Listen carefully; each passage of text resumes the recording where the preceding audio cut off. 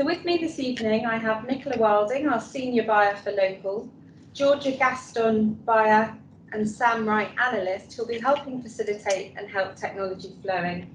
And my name's Sarah Jane Moore, and I'm the Head of Commercial here at Mid-County, supporting the local team.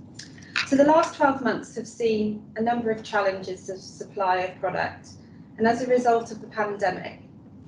However, our local suppliers have worked closely with us and have helped us to grow. And in a moment, I'll hand over to Nicola, who will be asking Xavier and Bea some questions.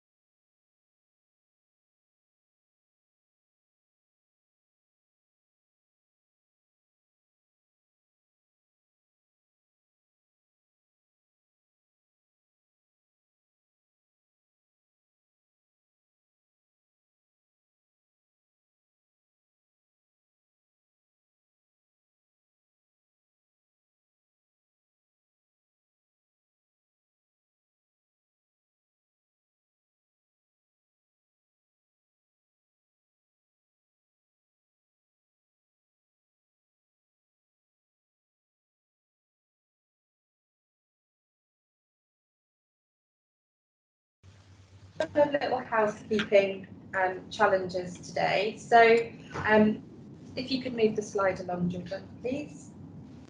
If I can just ask you all to stay on mute for the moment.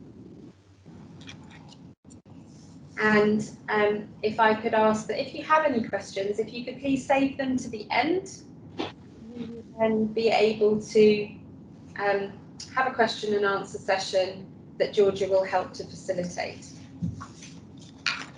So the spirit of the session, this isn't coming up on the screen. The spirit of our session today. So everyone's view is important. We've got a fairly relaxed and informal style. I'm sorry for the teething issues in getting started, but please feel free to share your opinions and to say what you think. And I hope you're really going to enjoy the questions that we're going to ask of the Patisserie box. There is no right or wrong answer, so please feel free to share your thoughts and your thinking. And please, we want to build on other people's ideas, so we want you to share your thinking and share your ideas, which you can do in the chat function, or you can save those ideas and thinkings and questions until the end. So we now have a video from the Patisserie box, if you please could play.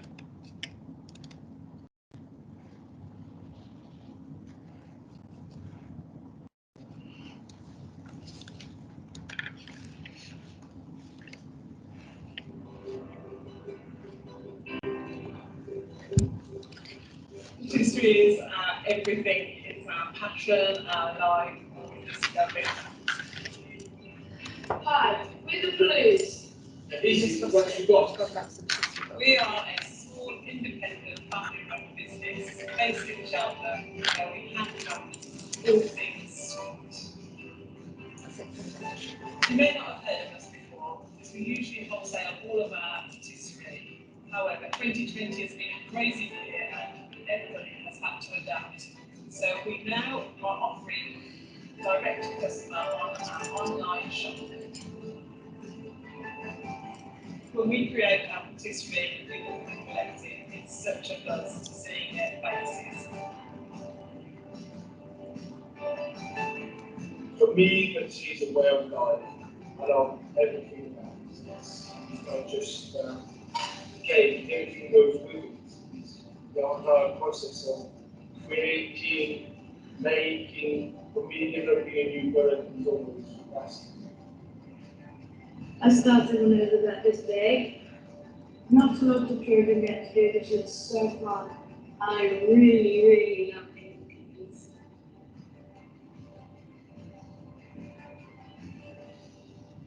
So remember people, keep it sweet.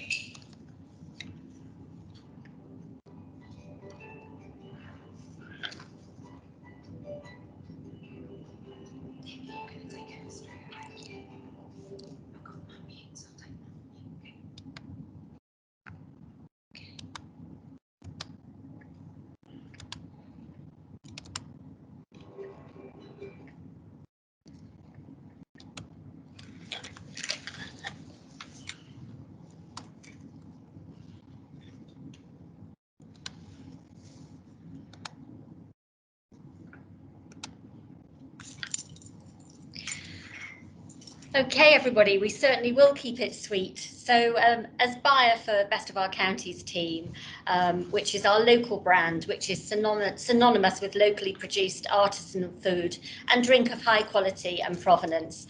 And prior to that, I've worked in the local food business sector for almost 13 years. And I've worked with hundreds of inspirational businesses around the region, and it's been a real privilege to work with producers who, through resilience, determination, and a passion, are doing what they love, loving what they do, and actually making a living as well. And there is no greater example than Bea and Xavier Pelou. So thank you very much, Bea and Xavier, for joining us tonight and for supporting us through our little technical challenges. Hello. So, based in Cheltenham, in the heart of the Cotswolds, your business is renowned for its high-quality patisserie, retail to both wholesale and personal customers around the region. The journey of building a business is often compared to a roller coaster ride, and over the last 12 to 14 months has been comparable to a Big Dipper ride. And I know that you're going to share some of that emotional journey with us a little bit later on. I've had the privilege of knowing you now for almost 7 years, and I've often heard you say that patisserie is a way of life. Yes. And I'm really looking forward to you getting the opportunity to share that with our members tonight as well. So over to you, Xavier. Thank you. Your accent. We know that you were born somewhere far more exotic than the UK. So would you like to just introduce yourself and tell us a little bit about, first of all, where you come from and what inspired you before we start? Okay, hello everybody. I'm Xavier. Yes, I am born just on the borderline of Switzerland and France. So born in Geneva. It's a very long story, but really from the Pays d'Aix, which is where I'm from. The Pays d'Aix is a very small place on the border near Geneva. Can you hear me, guys? Yeah. So this is where I'm from. Where my inspiration comes from of pastries, when I was a child, when my mum used to take me to that shop, and we used to have strawberry ice cream and so things. So this is where that all started as a young child, and that very same shop, this is where I ended up to be an apprentice. So this is where that all come from. I was an apprentice, and when I was 14, and I learned my trade with people with great experience. And I decided to move later in life, where I went to London, and then I travelled a bit, been to New York, came back. But in London, I worked Maison Blanc, the Ivy, and then Harrods, where I met Bea. So we've done a bit. And we moved to Cheltenham a few years ago, and then we decided to set up our own business. Okay, thank you very much. Wow, what a portfolio! The Ivy, Harrods, New York, Hilton Park Lane. I think what would be really interesting for everybody is that when I first met you, I was a little bit naive, and I didn't fully understand the difference between bakery and patisserie. Okay, and I remember you explaining that to me. And obviously, you know, in France, the two trades of boulangerie and patisserie, they're very distinctive, and yes, the locals they understand. And I, you know, very much, I think that would be helpful if you could explain to our members who might not know. Okay, well, you've got the viennoiserie side of it, like the boulangerie and the baking. When you make bread, everything is related with yeast and the weather and the temperature of the water when you make it. It's very different. Then patisserie is very much controlled by also the temperature, but it's a science beyond anything. It's very much calculated. Everything I do, everything we do, we've got to measure everything. Everything is very precise. Everything you see in front of you here, it takes time to make and to create. Is a very different trade, the two. So baking, is one thing, but patisserie is very much another thing. It's very much towards the science thing than the cooking, than the baking. It's more than just mixing two ingredients together. It's a lot more involved. Yes. So patisserie, I think, is all about perfectionist. So in front of you there, because my mouth is watering, I can see you have many of my favourites. The summer tiramisu, the large dessert there. Would you mind, would you point out which one is the summer tiramisu? That one there. Yeah. So this one, this creation is a vanilla mascarpone mousse. So it's summer tiramisu. What we take from the tiramisu is a berry mousse, but it's a vanilla mascarpone we use for the main mousse, and we put some berries in the middle. So it's a combination of the two. Is absolutely beautiful. This in the summer absolutely is great dessert to have to share family size. It's wonderful. So the French opera is one of them. The French, yeah, that's it. Is one of our best-selling lines. Yeah. It's one of yours as well. So how long does it take to make? This one? It take a couple of hours to just put things together. One, you've got to create the biscuit, which is the Joconde. You can see 3 layers. I hope you can see that. It's 3 layers of sponge into it. So the Joconde is an almond sponge biscuit, which we make obviously in great quantity. So you got 3 layers into that one, and then B is going to try to show you got 3 layers of Joconde to just create that. So the one at the bottom, one in the middle, and one on the top, and it's laid with coffee buttercream and chocolate ganache. And to create, it's difficult to put it all together, but you've got to put it in perspective. To create one patch of about 250 slices, it will take 3 days to create. So you got 3 days of work from start to finish. So one day you've got to make the sponge and then the buttercream and so on, and you got to put it all together, which is called the montage. When the montage is done, you've got to let it set, and then you've got the glaze on the top. And then when it's all glazed, you've got to cut it, which take about time, and then you got to decorate everything. So all together is about, for that little thing here, is 3 days work. That's why people sometimes think, oh, it's a small cake, but it takes a great deal of time to make. So 3 days is about the time to start to finish, and the time of setting of everything, 3 days. And now that helps with the understanding that we need to give you a week's notice with regards to placing orders because of the time that it takes, yeah? Yeah, absolutely. Yeah, it take like more time we get, obviously, because we can't rush or try to do things faster. Each step of the process has to be respected correctly to be able to achieve this. Yes. Yes. Okay. So some of the members who have been joining us here today might be thinking about setting up their own business, and you're obviously still on that journey. And what advice would you give to people? Because I had my own business for a while, and I know there's lots of advice out there about business plans and your tax returns, but it's the other kind of advice. Unfortunately, I know nothing about tax returns. That's I only know about the product. I mean, I greatly believe in the product, and the tax return. Other people would do this for us. I believe in the product. Yes, I'm a pastry chef, but we've learned with time how to become an entrepreneur, and everything is very different. Starting your own, you got to believe in what you do. Is in here, Yeah. inside here. 100% commitment to the product you're producing. You have to be passionate about it, otherwise when the tough times come, you'll just give up. Yeah, you do. And we'll come on to the tough times, very, very shortly. And obviously, how have you helped our colleagues in store? So currently you are in 3 of our food markets on the patisserie counter, about to go into our 4th on Thursday into our Botley store. So how do you transfer that passion to our colleagues? When I deliver like those new products, I just talk to them very nicely. You come along and say those products, open the boxes, show it to them, try to bring them to see the product, have a look at it. Please put it on to the shop floor very quickly. And I'm just very honest. My life depends on this kind of thing. It's just like, please put it on, and that I can't be more honest than this, really. Yeah.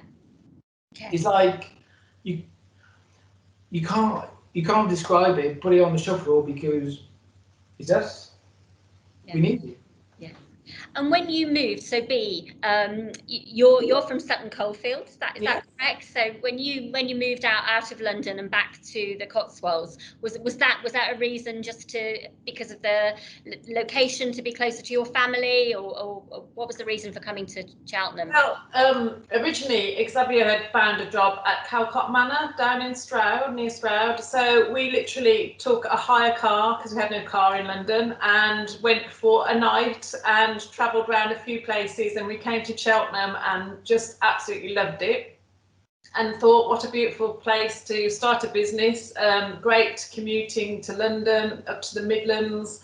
And we went back to London and gave our notices, and 2 months later we moved to the Cotswolds, not knowing anybody, not knowing anything, and the rest is history.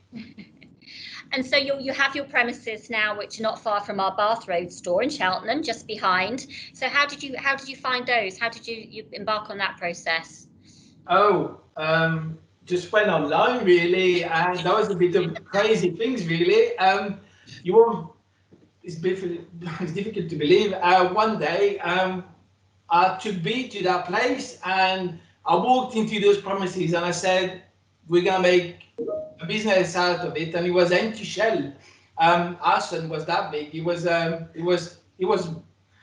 even walk then, and took it to the premises. It was an empty shell, and I said, "We're gonna make a kitchen out of this." And they think I was crazy, but I was not joking. And the day after, sent the paperwork. I was painting the wall and creating the kitchen from scratch. We got a picture of our son. He's 1 foot tall and he's standing by the oven, just received. And he started like this, really. One step at a time. We've painted the wall, we've created the kitchen, we bought everything. Yes, he's 10 years in the making, really, just to have the kitchen to where he is now. Yeah. But yeah, when people think you're going to make a kitchen out of it, I said, yes, I will. And there was nothing there to stop me, nothing. Nothing. And if I recall, in those early days, it was the wedding cakes that Yes. was primary business revenue for you. Yeah, wedding and celebration cakes we started with. And then it was when the services opened, the Gloucester services, a few years ago. We took a few of patisserie lines down, and it just went from there, really. Yes. So literally, you have been flying quite high from, I think, 2014, 2015, when the services opened, and that's when I met you both. Yes. And then obviously, so 2020, that word unprecedented has been overused, hasn't it? But I know it had a big impact on your business. But would you just like to share what that really was like for you? Ooh. Yeah, it was like many small businesses, especially in the hospitality industry. Everybody got closed down literally overnight, so we lost over 80% of our income.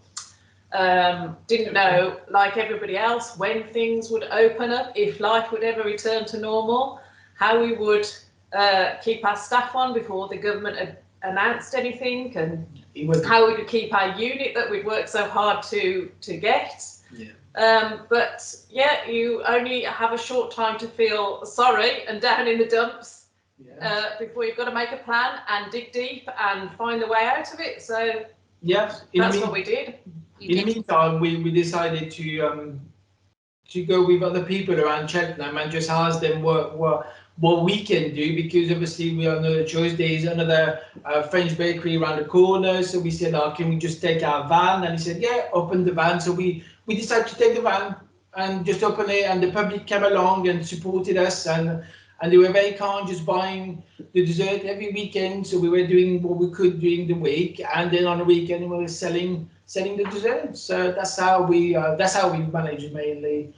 during that very tough period. So so that's and give us time during the week to create the boxes, but on the weekend we're selling the dessert as well. Sure, I'm going to come on to the boxes shortly, and obviously when Gloucester Services and Westmoreland did close, and that had a huge impact on many of our local suppliers, and that business was always a business that was very highly unlikely ever to close. That was one of its proudest kind of statements that it used to share. So I know the impact that it had on so many of you, and I know that you both have shared with myself and Georgia that you felt that mid-counties was a real lifeline to you, and could you share what that meant? Well, I mean everything. When you come along and say, "Would you like the cake?" Of course, yeah, you mean everything. Basically, yes, it was our only regular income that we knew that we were going to get was from the mid-counties, and that you guys stand by what you say. You are truly a local supporter of local small businesses like ourselves, which is just fantastic. Yeah, and you have four staff members. Yep.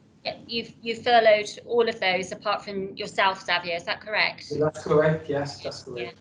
Yeah, for the first 3 months we were all furloughed. We had nothing for the first 3 months. Sure. Now, see, I'm quite local to you, as is Georgia, and obviously follow you on Instagram as well.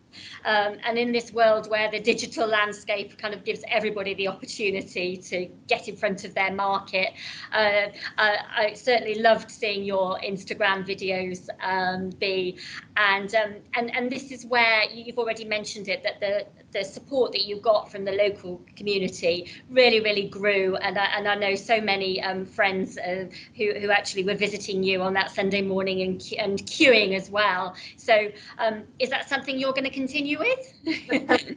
Well, we continue with the social media, of course, and spreading the word locally, because we have launched a direct-to-customer online shop for customers to come and pick up now from the unit. We won't be taking the van out anymore because wholesale has started to reopen, so we need to channel our energy back into that. But yeah, we're hoping that the locals will still continue to support us and that we can spread the word, because not many people locally know we're here, because we're all wholesale before lockdown. So yeah. Okay. So the box desserts that you have there in front of you, so this is a project which has come out of the pandemic, yes. Yeah. That you guys can see it. Yeah, we can see. So that's the raspberry and chocolate slice. Yes, I bought some of those on Saturday in Morton. Excellent. And that's really what's helped us help you, is that you've been able to react very quickly, and you created this product that meant that our customers now could actually go into store and actually pick up a product, especially when in the early days when there was obviously nervousness around buying from counters because of COVID. So we're delighted that we've been able to have that launched in our stores, and it was one of the best feelings that I had yesterday when I could call you, Bea, to say that Morton in the Marsh wanted to double their order this week because of the phenomenal sales. So how does that make you feel? Overwhelmed. Overwhelmed, yeah. After the year we've had, absolutely amazing. Yeah, absolutely. It's taken a long time to get the packaging right. We've worked with an insert company as well as a design company and a box company. So lots of people were wanting lots of answers and tweaking everything. So yeah, we're really pleased that they finally come together, and that we think it showcases the desserts superbly. So yeah, we couldn't be pleaser. So what are the 4 flavours that are in the boxes, just so we can share? Go on. We've got the vanilla and raspberry slice, and then we've got our lemon dome. We've got the French opera, and the craquant, which we don't have in front of us, but we've got the craquant. So we've got 4 flavors to start with, and they're all in stores. That's right. And the idea is to obviously to grow those lines and to have more. We started before, obviously, because there's a lot of cost involved in each one, but we will increase the range of them very shortly, hopefully.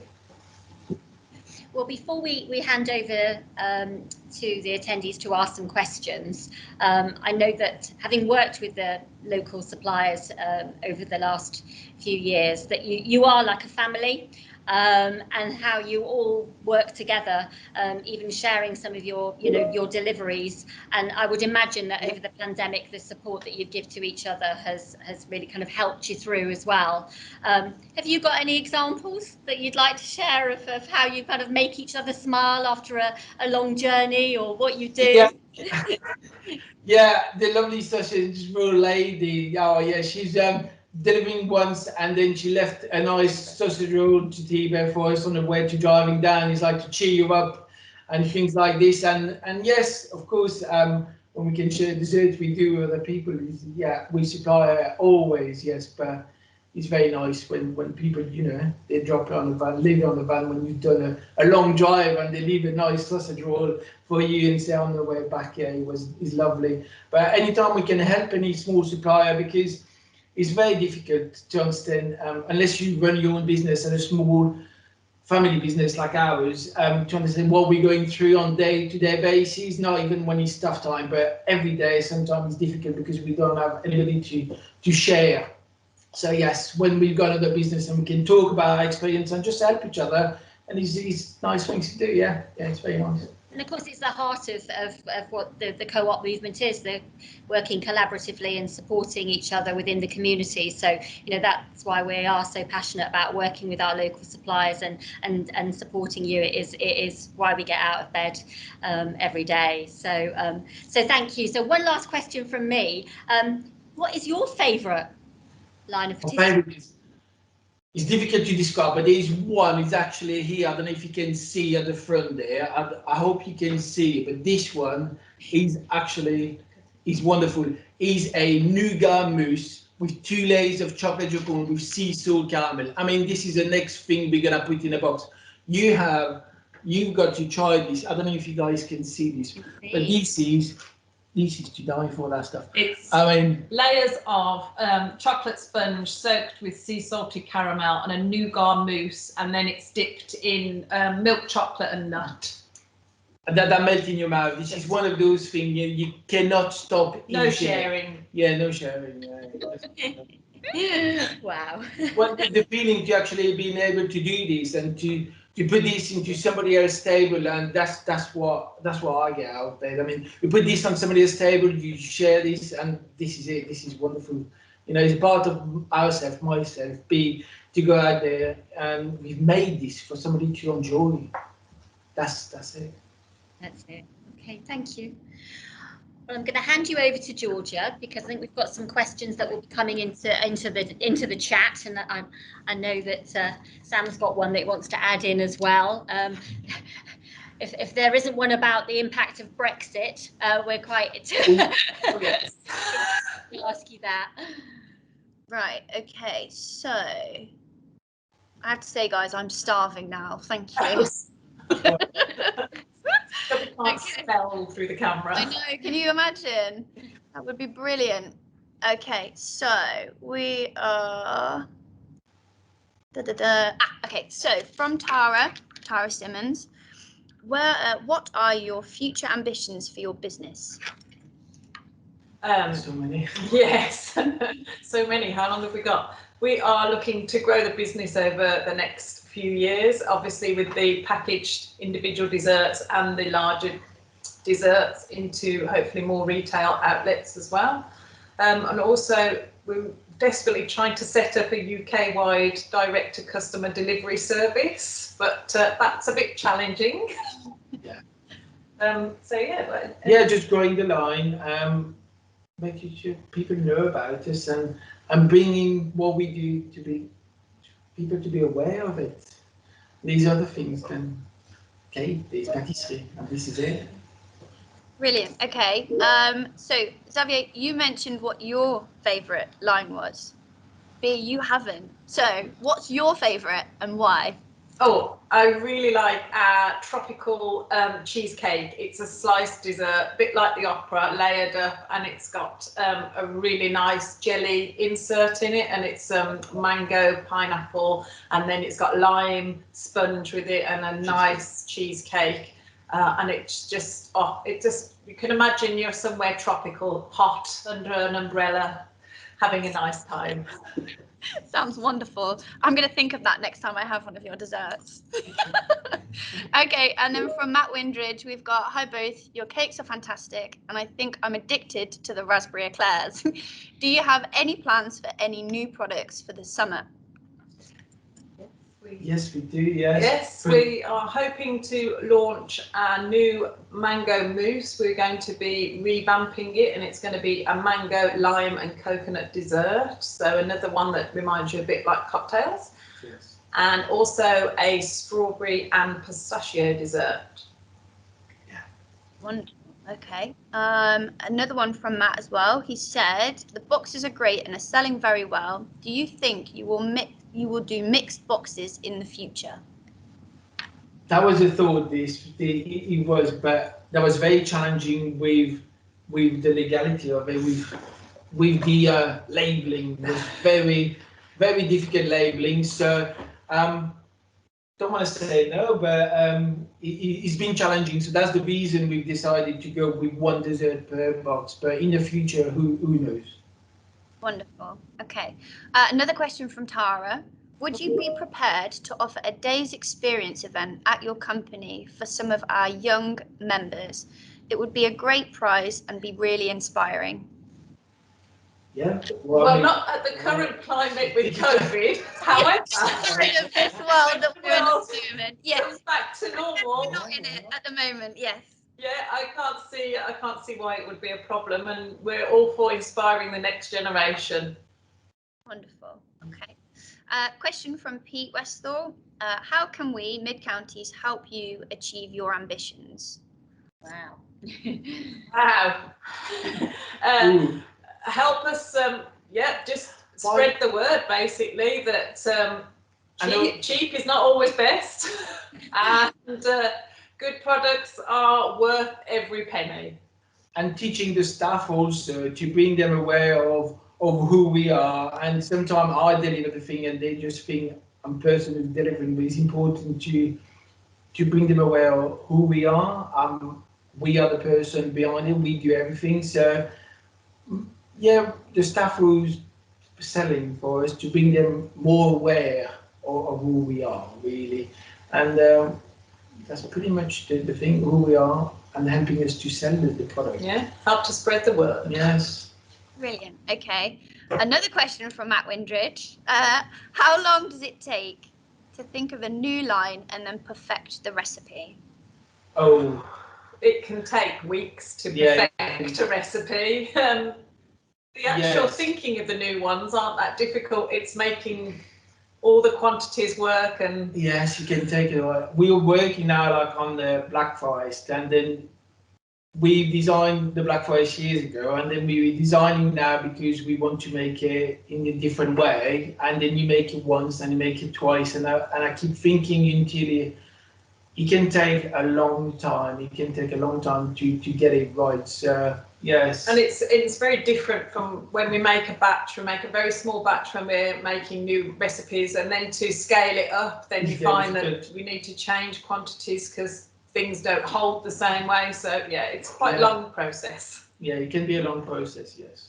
Brilliant, thank you. And then we have a question from Daniel Layfield. He's asked, my wife has recently opened a bakery near Stroud and we are thinking about wholesale. How did you approach retailers and do you have any tips? Good question. Very good question. Approaching retailers, stuck on that one. Yeah. It's very. I don't know what to say to that. No, it's difficult. It's difficult to approach people, but never give up. Never give up. That's probably the main thing, is to try to show your product to the people and never give up. Because if you believe in a product, then it will sell and people will buy it. knock on doors, and until they say no, just don't give Try up. and find the right person. That's it. Never talk give, to. never give up, and it's up and down, up and down. But that's pretty much this. Never give up. If you believe in your product, just go out there. It is, and I'll just interject there because Daniel, in your area, and this is some support that certainly B and Xavier and many of our local suppliers received, was from the Growth Hub, Yes. Gloucestershire LEP. So yeah, they're based at the University of Gloucester, and they literally are a business support service. So thoroughly recommend getting in contact to them, because they literally they can provide you with support that you need and advice. Yeah, that's true. And we have a lot of people. Yeah. Okay, and that's everything question wise. We do have some really lovely praise. So Phil Ponsonby, he said, "You deserve every success and are why we do what we do." So yeah, so oh wait, hold on. I have one just in from Pete Westall. It's not a question, it's a comment. The passion and enthusiasm from all four of you is making this absolutely come alive. Oh, thank you. Yeah. Okay, so and one last question from me, actually, because it was a question from Sam, with regards to Brexit and the what impact has that had on you, from the packaging to the ingredients? Go-kart this week, yeah. Lots of our ingredients, we source lots of the raw ingredients locally, but there is some items we have to get from abroad because they just don't make them and manufacture them and grow them in England. So a lot comes from France as well, and we've had so many issues with our supplier that gets our products from France, because there's a lot of companies basically have just not bothered.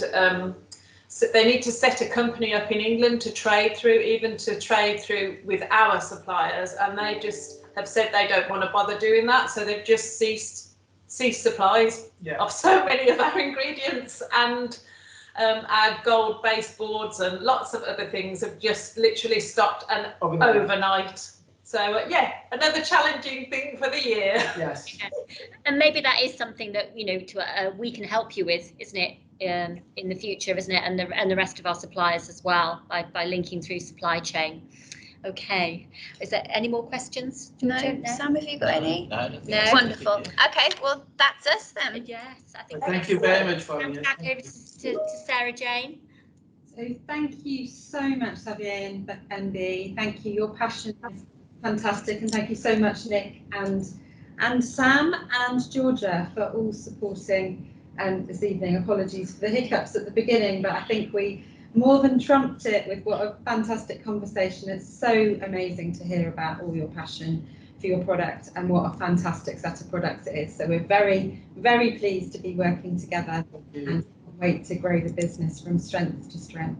So thank you for giving up your time this evening, and thank you everyone for partaking and for your questions. So that just leaves us to just share a final few words from Helen before we leave this evening. So thank you very much, everybody, and good night.